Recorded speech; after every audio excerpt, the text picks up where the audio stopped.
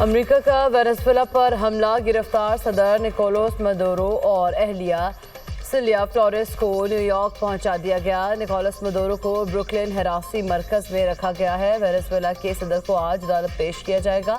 منشیات اور دہشت گردی کے الزامات کے تحت مقدمہ چلے گا۔ امریکی صدر نے وینزویلا کے صدر کی تصویر اپنے سوشل میڈیا سے ریلیز کی۔ امریکہ کا وینزویلا میں اقتدار کی منتقلی تک معاملات خود چلانے کا اعلان۔ صدر ٹرمپ کہتے ہیں امریکی تیل کمپنیوں کو وینزویلا بھیجیں گے۔ وینزویلا پر دوسرے مرحلے میں فضائی حملوں کا منصوبہ بنایا ہے۔ وینزویلا کے صدر کو پکڑنے کی ویڈیو ٹی وی شو کی طرح لائیو دیکھی۔ ڈکٹیٹر مدورو منشیات سمگلنگ کے وسیع نیٹ ورک کے سرپرست تھے۔ مدورو اور ان کی اہلیہ امریکی انصاف کی بھرپور طاقت کا سامنا کریں گے۔ امریکی حملے کے بعد وینزویلا کی تیل برآمدات مفلوج ہو گئی۔ امریکی فوجی کارروائی پر سلامتی کونسل کا ہنگامی اجلاس کل ہوگا۔ امریکی حملوں کے نتیجے میں وینزویلا کا دارالحکومت کراکس دھماکوں سے گونج اٹھا۔ امریکی فوج نے جنگی طیاروں اور ہیلی کاپٹرز کی مدد سے دفاعی ہیڈ کوارٹرز اور عسکری بیسز کو نشانہ بنایا۔ لڑاکا طیاروں کی نچلی پروازیں حملے کراکس، مرانڈا، آراگوا اور لاگویرا ریاستوں میں ہوئے۔ شہری خوفزدہ نکولس مدورو اور اہلیہ سیلیا فلورس پر نیو یارک کی وفاقی عدالت میں فرد جرم عائد۔ وینزویلا صدر پر منشیات و تباہ کن ہتھیار رکھنے کا الزام۔ امریکی وزیر خارجہ مارکو روبیو کہتے ہیں وینزویلا کے صدر پر 2020 میں فرد جرم عائد کی گئی تھی۔ مدورو وینزویلا کے قانونی صدر نہیں تھے۔ مدورو کو بہت پرکشش پیشکش بھی کی گئی تھی۔ صدر ٹرمپ گیم نہیں کرتے، جو کہتے ہیں وہ کر کے دکھاتے ہیں۔ صدر ٹرمپ کا وینزویلا کی نائب صدر کو بطور صدر حلف دلانے کا دعویٰ۔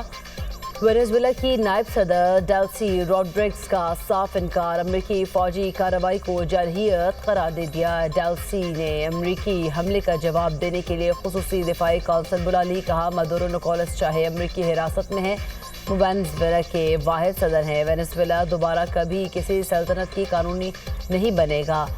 امریکی صدر نے دعویٰ کیا تھا۔ وینزویلا کی نائب صدر نے وزیر خارجہ مارکو روبیو سے بات کی ہے۔ امریکی حملوں کے بعد وینزویلا میں قومی ایمرجنسی کا اعلان۔ وینزویلا حکومت کی امریکی حملوں کی شدید مذمت، فوجی جارحیت قرار دے دیا۔ وینزویلا کے وزیر داخلہ کا کہنا ہے امریکی فوجی کارروائیوں کے باوجود وینزویلا کے عوام ڈٹے رہیں گے۔ یہ ہماری پہلی جنگ نہیں، حملوں کے اختتام پر فتح وینزویلا کی ہوگی۔ وینزویلا حکومت کے مطابق حملوں میں شہری اور فوجی تنصیبات کو نشانہ بنایا گیا تھا۔ وینزویلا پر حملہ عالمی قوانین کی خلاف ورزی ہے۔ ایک خود مختار ملک پر حملہ کرنا جنگ ہے۔ Mayor new York Dhahran Mamdani کا وینزویلا میں امریکی کارروائی پر رد عمل۔ کہا وینزویلا صدر اور ان کی اہلیہ کو نیو یارک کی جیل میں رکھنے کا منصوبہ ہے۔ امریکی کارروائی سے نیو یارک میں رہنے والے وینزویلا کے شہریوں پر اثر پڑے گا۔ امریکی سینیٹر برنی سینڈرز کا ڈونلڈ ٹرمپ کی وینزویلا پالیسی پر سخت رد عمل۔ کہا ڈونلڈ ٹرمپ کو کانگریس کی اجازت کے بغیر جنگ چھیڑنے کا اختیار نہیں۔ امریکہ کو وینزویلا جلانے یا اس کے وسائل پر قبضے کا حق حاصل نہیں۔ وینزویلا پر حملہ عالمی قوانین کی خلاف ورزی ہے۔ امریکی صدر کا اقدام دنیا کو مزید غیر محفوظ بنا دے گا۔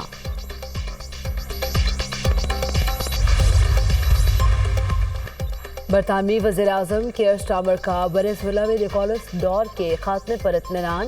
کہا مدورو کو غیر قانونی صدر سمجھتے تھے، ان کے جانے پر کوئی افسوس نہیں۔ وینزویلا میں پرامن اور محفوظ انتقال اقتدار کے خواہاں ہیں۔ فرانسیسی صدر میکرون بولے وینزویلا کے عوام نکولس مدورو کی آمریت سے آزاد ہو گئے۔ مدورو نے اقتدار پر قبضہ کر کے بنیادی آزادیوں کو پامال کیا۔ وینزویلا میں اقتدار کی منتقلی پرامن ہونی چاہیے۔ اطالوی وزیر اعظم نے کہا وینزویلا میں امریکی فوجی کارروائی جائز ہے۔ امریکی کارروائی کو دفاعی اقدام قرار دیتے ہیں۔ چین، ایران، کولمبیا اور کیوبا کی امریکی حملے کی شدید مذمت۔ روسی وزارت خارجہ کا کہنا ہے وینزویلا پر امریکی حملے کا کوئی ٹھوس جواز نہیں، بات چیت سے راستہ تلاش کیا جائے۔ کراچی پولیس کی بڑی کامیابی، مائیکل آچی قتل کیس کا مرکزی ملزم گرفتار۔ اعتراف جرم بھی کر لیا۔ ملزم مسرور حسین نے دوران تفتیش انکشاف کیا مقتولہ میرے ساتھ رابطے میں بھی تھی۔ مقتولہ تویز کرتی تھی، جس سے پریشان ہو کر اسے بچوں سمیت قتل کر دیا۔ پہلے خاتون کو تعویذ چلانے والی جگہ پر لے جا کر قتل کیا گیا، بعد میں بچوں کو بھی اسی جگہ لے جا کر موت کے گھاٹ اتار دیا۔ پولیس کی ملزم سے مزید تفتیش جاری۔ ملک کے میدانی علاقوں میں دھند کے ڈیرے حد نگاہ محدود. موٹر وے M1 پشاور سے راشقئی تک بند کر دیا گیا. M2 لاہور سے کوٹ مومن تک بڑی گاڑیوں کے لیے بند. M4 پنڈی بھٹیاں سے ملتان. M5 پر ملتان سے روہڑی تک گاڑیوں کا داخلہ ممنوع. قومی شاہراہ پر اوکاڑا، ساہیوال، میاں چنو، خانیوال، ملتان، لودھراں، بہاولپور اور صدیق آباد میں دھند کے ڈیرے ہیں. قومی شاہراہوں پر حد نگاہ 50 سے 100 میٹر تک ہے. ترجمان موٹر وے پولیس کی ڈرائیورز کو فاگ لائٹس استعمال کرنے کی ہدایت.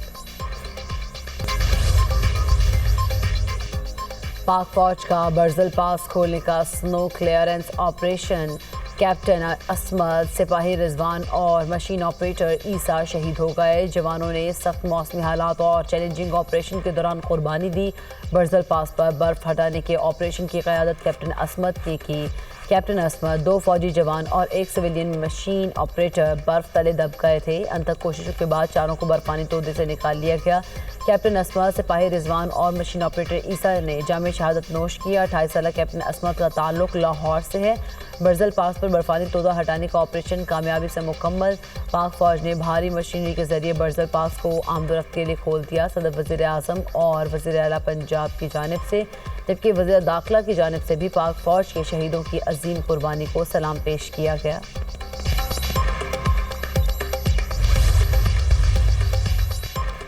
نائب وزیر اعظم اسحاق ڈار چین میں بیٹھ کر متحرک سعودی وزیر خارجہ فیصل بن فرحان کو ٹیلی فون. یمن سے متعلق سعودی وزارت خارجہ کے بیان کا خیر مقدم. اسحاق ڈار نے خطے کی صورتحال کو خوش اسلوبی سے حل کرنے کے لیے تمام فریقین کی کوششوں کو سراہا. دونوں رہنماؤں کا خطے کی صورتحال پر تفصیلی تبادلہ خیال. اسحاق ڈار کا متحدہ عرب امارات کے وزیر خارجہ شیخ عبداللہ بن زید ال نہیان سے بھی ٹیلی فونک رابطہ. دونوں رہنماؤں کا خطے میں مثبت پیش رفت اور بہتری کے رجحان پر اطمینان کا اظہار. اسحاق ڈار کے ترکی کے وزیر خارجہ سے بھی ٹیلی فونک گفتگو. مسائل کے حل کے لیے مکالمے اور سفارتکاری کے ذریعے فریقین کی کوششوں کو سراہا. نائب وزیر اعظم اسحاق ڈار آج 7 میں پاک چین وزیر خارجہ اسٹریٹجک ڈائیلاگ کی صدارت کریں گے. اسٹریٹجک ڈائیلاگ میں 2 طرفہ تعاون کا جائزہ لیا جائے گا. پاکستان نے بھارتی وزیر خارجہ کے الزامات مسترد کر دیے. ترجمان دفتر خارجہ کا کہنا ہے بھارت علاقائی عدم استحکام میں اپنے کردار سے توجہ ہٹانے کی کوشش کر رہا ہے. پاکستان کے خلاف دہشت گردی کے فروغ میں بھارت کی دستاویزی مداخلت حقیقت ہے. کمانڈر کلبھوشن یادو پاکستان کے خلاف منظم ریاستی سرپرستی میں دہشت گردی کی واضح مثال ہیں. سرحد پار ٹارگٹ کلنگ، پراکسس کے ذریعے تخریبی کارروائیاں، دہشت گرد نیٹ ورکس کو خفیہ مدد تشویشناک ہے. بھارتی طرز عمل ہندوتوا کے انتہا پسندانہ نظریے اور اس کے پرتشدد حامیوں سے مطابقت رکھتا ہے. بھارتی کرکٹ بورڈ انتہا پسند مودی حکومت کے نرغے میں کولکتہ نائٹ رائڈرز کی ٹیم مینجمنٹ کو بنگلہ دیشی فاسٹ بالر مستفیض الرحمان کو اسکواڈ سے ریلیز کرنے کی ہدایت. سیکرٹری BCCI کا کہنا ہے کولکتہ نائٹ رائڈرز کو مستفیض الرحمان کو اسکواڈ سے ریلیز کرنے کا کہہ دیا ہے. مستفیض الرحمان IPL 2026 کے لیے منتخب ہونے والے واحد بنگلہ دیشی کرکٹر تھے. شیو سینا کے رہنما آنند دوبے کا کہنا ہے بنگلہ دیشی کرکٹرز کو IPL نہیں کھیلنے دیں گے. رہنما BJP سنگیت سنگھ سوم نے دھمکی دیتے ہوئے کہا ہے کہ مستفیض الرحمان کو ایئرپورٹ سے باہر نہیں نکلنے دیں گے. چند روز پہلے انتہا پسند ہندو کارکن کی جانب سے مستفیض الرحمان کو جان سے مارنے کی دھمکی دی گئی تھی. وزیر اعلیٰ پنجاب مریم نواز سے اوکلاہوما ہارٹ ہاسپٹل کے chairman board of director doctor Naeem Tahir کی سربراہی میں وفد کی ملاقات. وزیر اعلیٰ مریم نواز کی انٹراویسکولر سرجری کے لیے جدید ترین آلات کی خریداری کے لیے اقدامات کی ہدایت. پنجاب میں امراض قلب کے لیے انٹراویسکولر سرجری کی جدید ترین تکنیک متعارف کروانے کا فیصلہ. امریکن ڈاکٹر سرجری کے لیے ڈاکٹرز کو ٹریننگ دیں گے. چلڈرن نشتر اور جناح اسپتال کے ڈاکٹرز کو ٹریننگ کی تجویز پر اتفاق. مریم نواز نے جناح انسٹیٹیوٹ آف کارڈیولوجی اور نواز شریف میڈیکل سٹی میں امراض قلب کا جدید طریقہ کار متعارف کرانے کے لیے اقدامات کا حکم دے دیا.